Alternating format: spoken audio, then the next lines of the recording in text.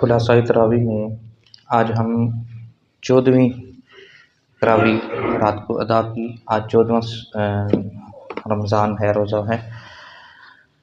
17واں سپارہ رات کو نماز تراویح میں تلاوت کیا گیا، اور اس کا جو پہلا پاؤ ہے اس سے آگے اللہ رب العزت نے جو اس کا 5واں رکوع ہے اس میں ارشاد فرمایا، جب انہوں نے اپنے باپ یعنی کہ چچا اور اپنی قوم سے فرمایا، یہ کیسی مورتیاں ہیں کہ جن کی پرستش تم کرتے ہو۔ حضرت ابراہیم علیہ السلام کے حوالے سے یہ ذکر ہے اس میں کہ حضرت ابراہیم علیہ السلام نے جب آنکھ کھولی، میں نے ایک دن پہلے بھی ان کا ذکر ہوا تھا تو عرض کیا تھا کہ حضرت ابراہیم علیہ السلام کے جو اصل والد ہیں وہ انتقال ہو گیا تھا بچپن میں، ان کا نام تھا طارق، اور ان کا چچا تھا آزر، جنہوں نے حضرت ابراہیم علیہ السلام کی آپ نے بچپن میں ان کا دیکھ بھال کی۔ جو آپ کا چچا تھا وہ بت بناتا تھا بادشاہ کے دربار میں، اور بتوں کی پوجا کیا کرتے تھے۔ تو جب حضرت ابراہیم علیہ السلام بڑے ہوئے تو انہوں نے اپنے چچا سے پوچھا کہ یہ کیسی مورتیاں ہیں کہ جن کی تم پوجا کرتے ہو، اپنے ہاتھ سے بناتے ہو، پھر انہی کو سجدہ کرتے ہو، انہی کی پوجا کرتے ہو تم۔ تو حضرت ابراہیم علیہ السلام نے جب یہ بات کہی تو چچا نے آگے سے کہا کہ یہ بات تم کسی کے سامنے نہ کہنا، بادشاہ جو ہے وہ ہمیں حکم دیتا ہے، وہ ہمارا آقا ہے، وہ ہمیں حکم دیتا ہے، تو لہٰذا یہ ان کے سامنے تم یہ بات نہ کرنا۔ حضرت ابراہیم علیہ السلام اپنے قول کے اوپر ڈٹے رہے۔ آگے چل کر فرمایا فجعلہم جزازا الا کبیر لہم لعلہم الیہ یرجعون۔ پھر ابراہیم علیہ السلام نے ان بتوں کو ٹکڑے ٹکڑے کر ڈالا سوائے بڑے بت کے، تاکہ وہ لوگ اس کی طرف رجوع کریں۔ تو ان کا ایک تہوار تھا سال میں، وہ سارے عید کا دن ہوتا تھا ان کا، تو وہ سارے شہر سے باہر نکل کر ایک کھلے میدان میں وہاں پہ جا کے ناچ گانا ہوتا تھا، مختلف ان کے تہوار تھے۔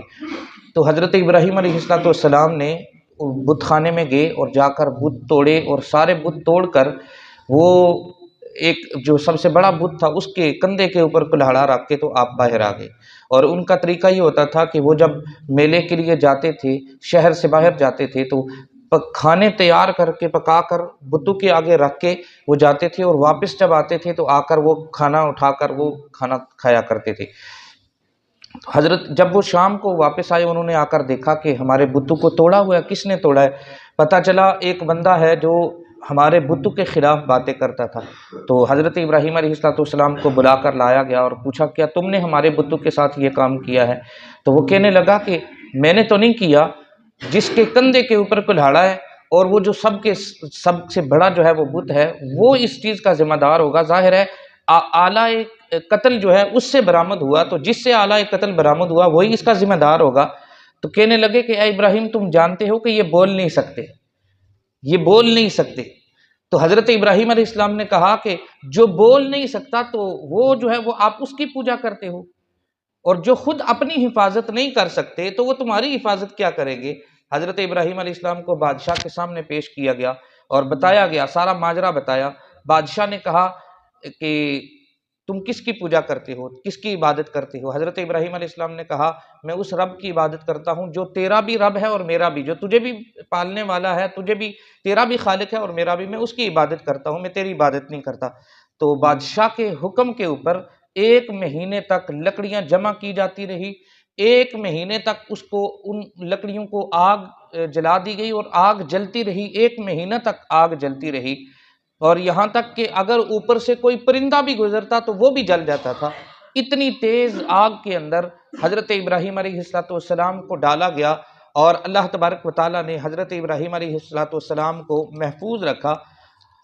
یہاں پہ اللہ تبارک و تعالیٰ فرماتے ہیں، وہ بولے اس ابراہیم کو جلا دو اور اسے تباہ و برباد کر دو کہ جس نے ہمارے بتوں کی یہ حالت کی۔ تو ہم نے فرمایا اے آگ تو ابراہیم علیہ السلام کے اوپر ٹھنڈی ہو جا، قلنا یا نار کونی بردا وسلاما علی ابراہیم، اے آگ تو ابراہیم علیہ السلام کے لیے سلامتی والی ٹھنڈی ہو جا۔ تو اللہ تبارک و تعالیٰ نے حضرت ابراہیم علیہ السلام کو محفوظ رکھا۔ روایات میں آتا ہے کہ 40 دن تک حضرت ابراہیم علیہ السلام اس آگ میں رہے، لیکن ابراہیم علیہ السلام کو تو آگ نے کچھ کرنا تھا یا نہیں، لیکن آپ کے کپڑوں کو بھی آگ کچھ نہ کر سکی اور آپ کے کپڑے بھی محفوظ رہے۔ کیوں؟ قلنا یا نار کونی بردا و سلاما، ٹھنڈی بھی ہو جائے اور سلامتی والی بھی ہو جائے، یہ بھی نہ ہو کہ وہ زیادہ ہی ٹھنڈی ہو جائے، اس لیے اللہ رب العزت نے فرمایا سلامتی والی ٹھنڈی ہونا، زیادہ نہ ٹھنڈی ہو جانا۔ تو حضرت ابراہیم علیہ السلام کو اللہ تبارک و تعالیٰ نے آگ سے بحفاظت باہر نکالا۔ اسی بارے میں مختلف انبیاء کرام علیہ السلام کا ذکر آتا ہے۔ آگے چل کر چھٹے رکوع میں حضرت نوح علیہ السلام کا ذکر ہے۔ حضرت نوح علیہ السلام، طوفان نوح جب آیا تو اللہ تبارک و تعالیٰ نے آپ کو کشتی بنانے کا حکم دیا، پھر کشتی بنی، تیار ہو گئی، اور اس میں پرندوں سے بھی اور انسانوں میں سے بھی جوڑے وہاں پہ بٹھائے گئے، اور ان جوڑوں کو اللہ تبارک و تعالیٰ نے سلامت رکھا، لیکن آپ کا جو بیٹا تھا وہ مسلمان نہیں تھا، تو لہٰذا وہ نہ بچ سکا۔ ایک آپ کی بیوی تھی اور ایک آپ کا بیٹا، تو وہ اس طوفان نوح میں سلامت نہ رہے۔ اسی طرح پھر آگے حضرت داؤد علیہ السلام اور حضرت سلمان علیہ السلام کا ذکر ہے۔ اللہ تبارک و تعالیٰ نے فرمایا کہ ہم نے حضرت داؤد علیہ السلام کو جو ہے وہ ان کے لیے، ہم نے داؤد علیہ السلام کو تمہارے لیے زرہ بنانے کا فن سکھایا۔ زرہ جو بنائی ہے یہ حضرت داؤد علیہ السلام نے سب سے پہلے تیار کی تھی۔ لوہا حضرت داؤد علیہ السلام کے لیے ایسا تھا کہ جیسے موم ہوتا ہے، جیسے ہم موم کو اپنے ہاتھ سے جیسے چاہیں وہ ڈھال سکتے ہیں، موڑ سکتے ہیں، اس طرح لوہا حضرت داؤد علیہ السلام کے لیے اللہ تبارک و تعالیٰ نے موم کی طرح نرم رکھا تھا۔ حضرت سلیمان علیہ السلام کا ذکر فرمایا اللہ تبارک و تعالیٰ نے، ہم نے تیز ہوا کو مسخر کر دیا اور ان کے حکم میں دے دیا۔ حضرت سلیمان علیہ السلام کے لیے تیز ہوا جو ہے وہ مسخر کر دی گئی تھی اور ان کے لیے ان کے حکم میں تھی۔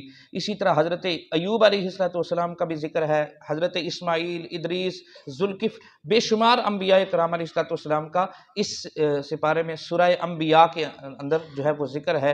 ہمیں چاہیے کہ ہم قرآن مجید کی جب تلاوت کرتے ہیں تو ترجمہ اور تفسیر کے ساتھ ہم پڑھا کریں، تاکہ ہمیں پتہ چلے کہ ہم کیا پڑھ رہے ہیں۔